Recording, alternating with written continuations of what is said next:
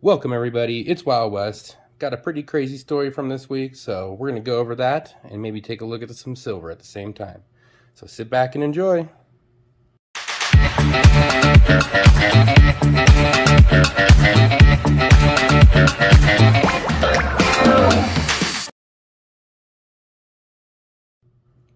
Oh boy, what a crazy week. Was it that lunar eclipse or what? I'm not quite sure. I had a plan to show off some fun silver. I'm going to change it up a bit. We're going to do a little story time instead. Okay, where to begin? So, the start of this week didn't really start off as I wanted to. My oldest son, who is 16, had severe stomach pain while at school, and he called us. And I mean, this is after going to the nurse, trying to get checked out, and it sounded like he had appendicitis, where he'd probably have to go get his appendix removed. So we took him to the hospital, and he ended up staying overnight, doing all sorts of tests like ultrasound, and they didn't think it was appendicitis. So I don't know. It was stressful. My wife and I slept at the hospital. We didn't sleep. Basically, the last few nights, it's just been hectic, and they ended up discharging him.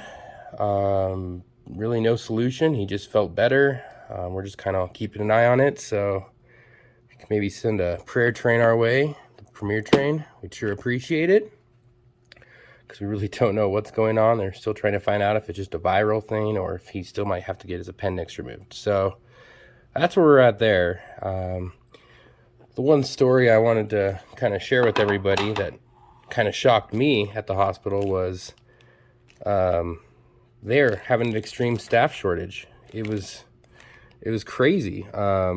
In order to get food, which like we ordered him broth and jello, that's about all he could eat, maybe a little iced Italian ice as well.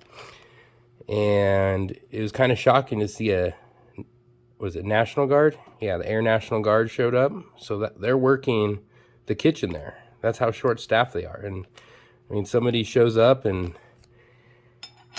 kind of surreal when you see somebody in uniform, and you know, you're expecting maybe an older person that just does it on the side as a job, but they're so short staffed. So kind of crazy. So I'm getting rid of some of these Beskar bars. I'm not going to open those bad boys up. All right, so fast forward to Friday when I'm making this video. This will be premiering on Saturday. Had somebody come out to clean our chimney flue for our pellet stove. And that's kind of cool. Everything was going good. He got 2 of them done, because we have many pellet stoves out here at different places.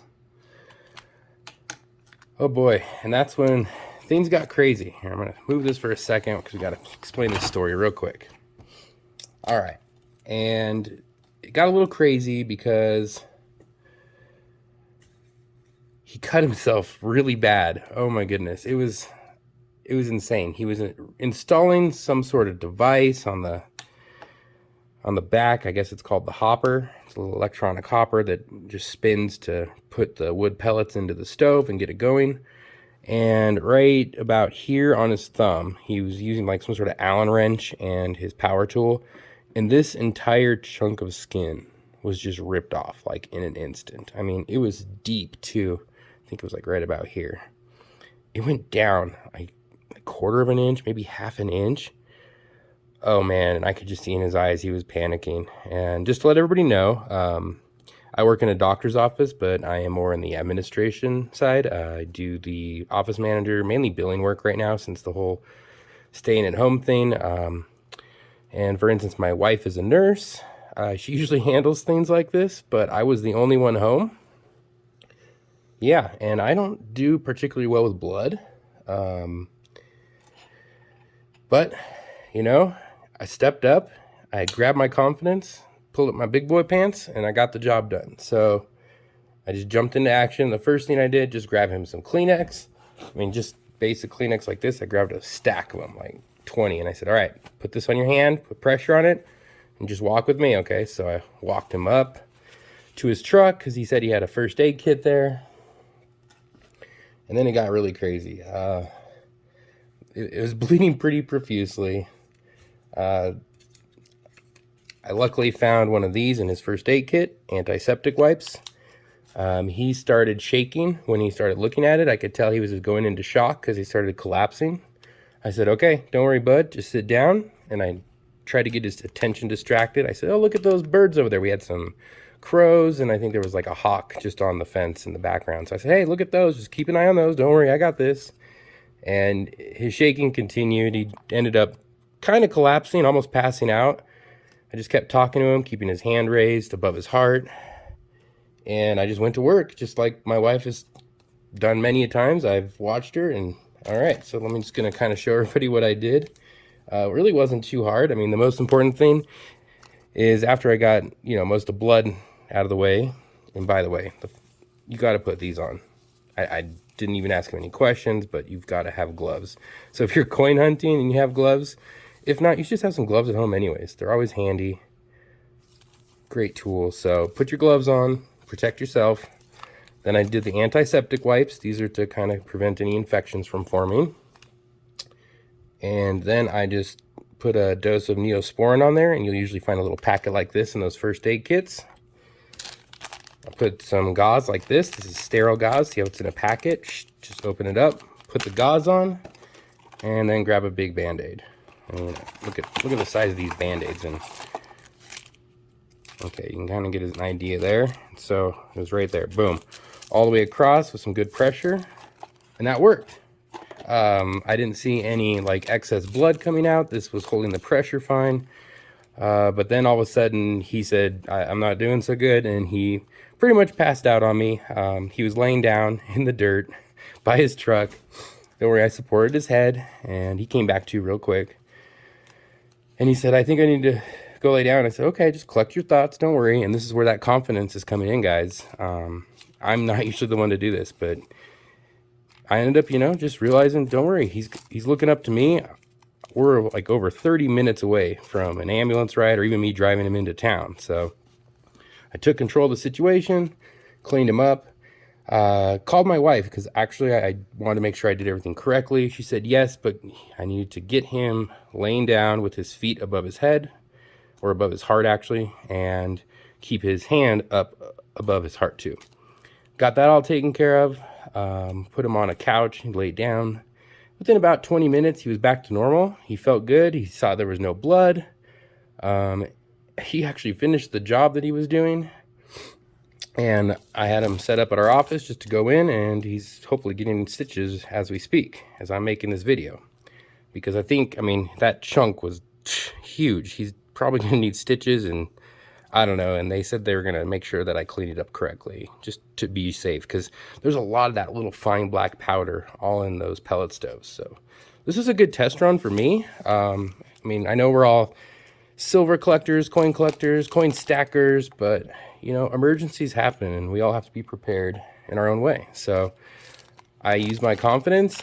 I didn't freak out over blood, and I'm proud of myself because I mean, I was the kid growing up. I went into the blood bank one time and I passed out. I mean, just boom, just hit the floor, passed out, woke up. People are like, oh, and it was that iron smell in the blood. It just really gets me. So I'm realizing now that I can overcome those fears. It has nothing, just stay confident and, distract your patient or your friend or whoever you're helping. I mean, this was just a worker, but it doesn't matter. So thought that was a fun story.